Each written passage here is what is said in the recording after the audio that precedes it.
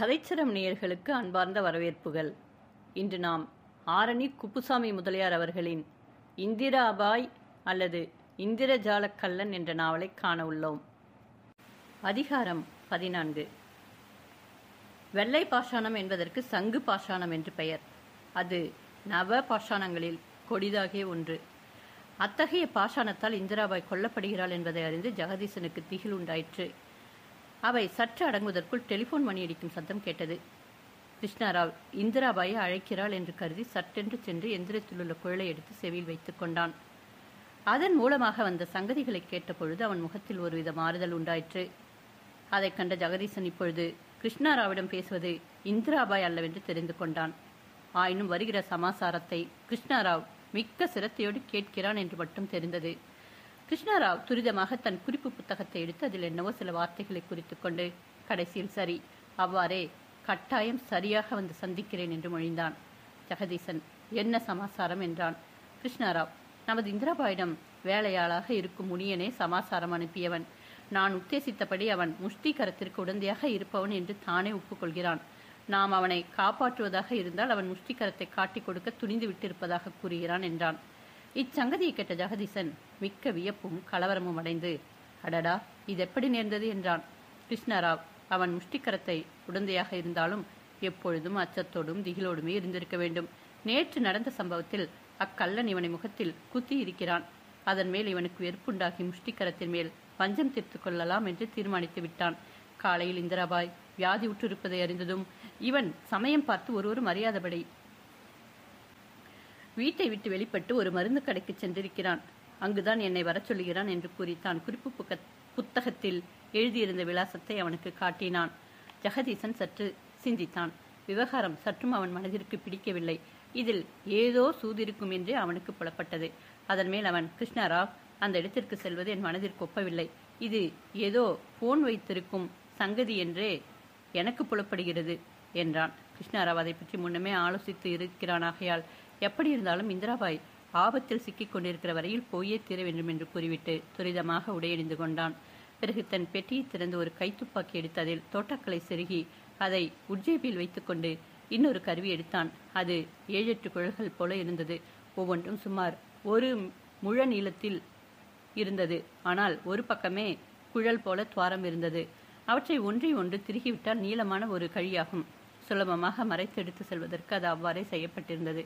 அதையும் மடியில் வைத்துக் கொண்டான். உடனே கிருஷ்ணராவ் முன்பு ஜெகதீசன் ஒரு சமயம் ஆபத்து நேரிடும் என்று பீதி அடைந்ததற்கு விடையளிப்பவன் போல அவனை நோக்கி, ஜெகதீசன், நீ வருகிறாயா இல்லையா என்று கூறிக்கொண்டே புறப்பட்டான். ஜெகதீசனுக்கு கிருஷ்ணராவ் செல்வதே பிரியமில்லை. ஆயினும், வருகிறேன், நீ செல்கிற வரையில் நானும் வந்து தீர வேண்டியதே என்றான். இருவரும் புறப்பட்டு நகரத்தின் மேற்கு பாகத்தை நோக்கி சென்றார்கள். சில வீதிகளை கடந்து சென்ற பின் ஒரு வீதியில் பிரவேசித்தார்கள். அந்த பிரதேசம் மகா துஷ்டர்கள் இருக்கும் பிரதேசம். ஜெகதீசன், இது கெட்ட இடமல்லவா என்றான். கிருஷ்ணராவ் ஆம் என்று கூறிவிட்டு அவ்வீதியில் இருந்த ஒரு ஹோட்டலின் எதிரில் நின்று இந்த இடம்தான் என்றான். ஜெகதீசன், இதென்ன இத்தகைய அயோக்கிய பிரதேசத்தில் இந்த இடம்தான் என்று நிச்சயமாக தெரிகிறதா என்றான். கிருஷ்ணராவ் தன் ஜேபியில் இருந்த குறிப்பு புத்தகத்தை எடுத்து பார்த்து சரியான இடம்தான் என்றான். ஜெகதீசனுக்கு அப்பொழுதும் திருப்திப்படவில்லை.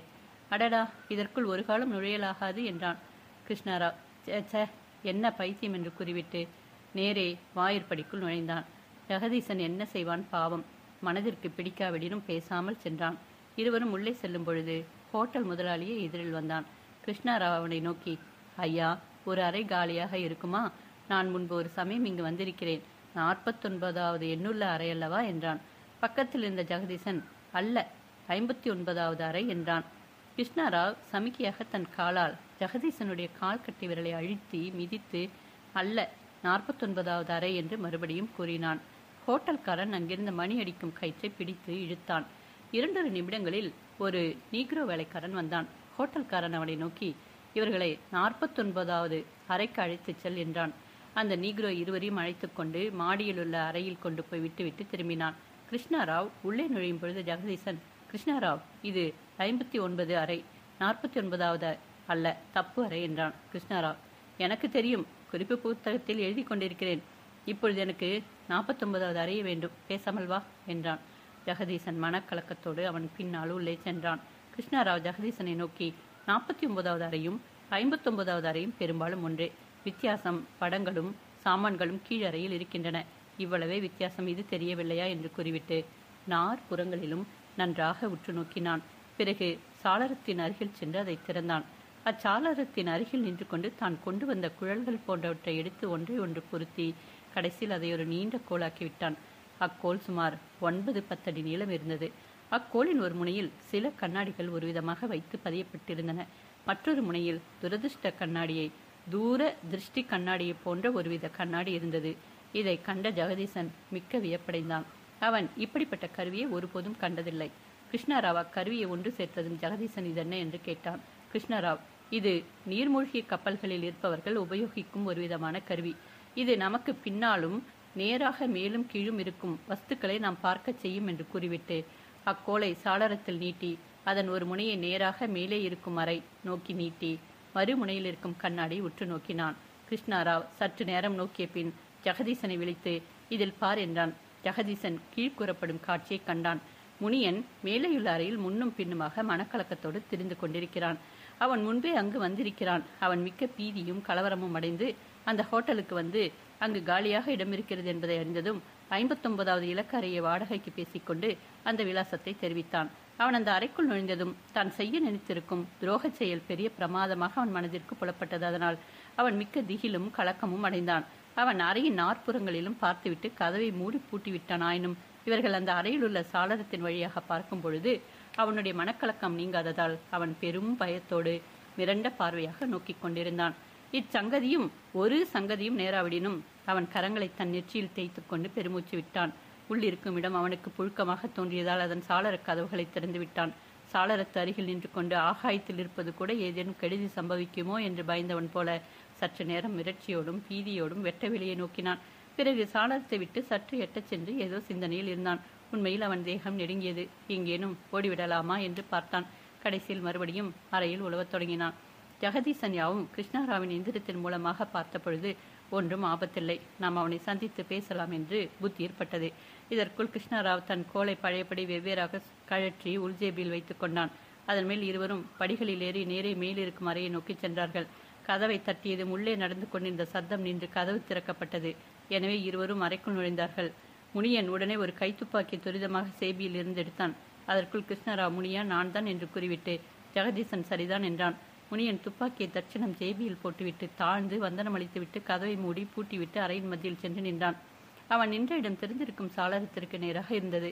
அங்கு நின்ற பின் அவன் கிருஷ்ணராவை நோக்கி, பண்டிதரே, நான் அந்த சண்டாளனாகிய முஷ்டிகரம் என்பவனிடம் விதிவசத்தால் எப்படியோ சிக்கிக் கொண்டேன். அந்தோ அவனிடம் சிக்கியவர்கள் மறுபடியும் தப்ப முடியாதென்று எனக்கு பிறகே தெரிந்தது.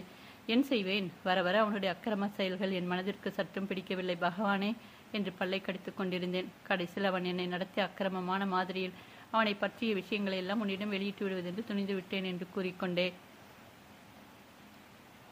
இருக்கையில் கஷ்டத்தோடு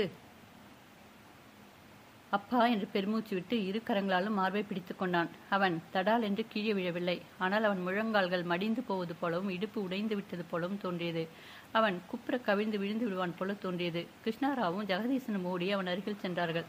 கிருஷ்ணராவ் அவனை பார்த்து மெதுவாக மல்லாக்க படுக்க வைத்தான். முனியன் சுவாசமிட மிக்க கஷ்டப்படுவது போன்று தெரியவே கிருஷ்ணராவ் துரிதமாக அவன் மார்பிலிருந்து சட்டையை கழற்றி மார்பை நோக்கினான். அவன் மார்பில் ஒரு சிறிய அம்பு போன்ற ஒன்று தைத்திருந்தது. கிருஷ்ணராவ் துரிதமாக அதை பிடுங்கிவிட்டான். யாவும் பார்த்து கொண்டிருந்த ஜெகதீசன் மிக்க குழப்பமடைந்து இது என்ன என்று கிருஷ்ணராவை கேட்டான். கிருஷ்ணராவ், இது தென் அமெரிக்க கண்டத்தில் ஒரு பாகத்தில் உள்ள சுதேசிகள் உபயோகப்படுத்துவது என்றான். அந்த அம்பு ஒரு பட்சியிறகின் முனையால் செய்யப்பட்டது போல தோன்றியது. அதன் முனை மிக்க கூர்மையடைந்திருந்தது. அம்முனையில் தான் விஷம் ஏற்றப்பட்டிருந்தது. கிருஷ்ணராவ் அதை சோதித்துக் கொண்டிருக்கையில் ஜெகதீசன் பத்திரம் என்று கூறினான். கிருஷ்ணராவ், ஒரு பயமும் இல்லை, கையில் புண்ணாவது காயமாவது இருந்தால் என்று அது ஒன்றும் செய்யாது என்று கூறிவிட்டு அதை நன்றாக சோதித்தான். கடைசியில் மிக்க வியப்படைந்தவன் போல ஹா என்று சத்தமிட்டு கொண்டே அந்த இறகின் குழலுக்குள் இருந்து கெட்டியாக சுருட்டப்பட்ட ஒரு சிறு துண்டு மெல்லிய கடிதத்தை எடுத்து பிரித்தான். அதில் பின்வருமாறு எழுதப்பட்டிருந்தது: என்னை அறிவது மரணமே, அறிந்து கொள் கிருஷ்ணராவின் இருந்து உன்னை நீ காத்துக்கொள் என்று அதன் கீழ் முஷ்டிகரத்தின் குறியிருந்தது.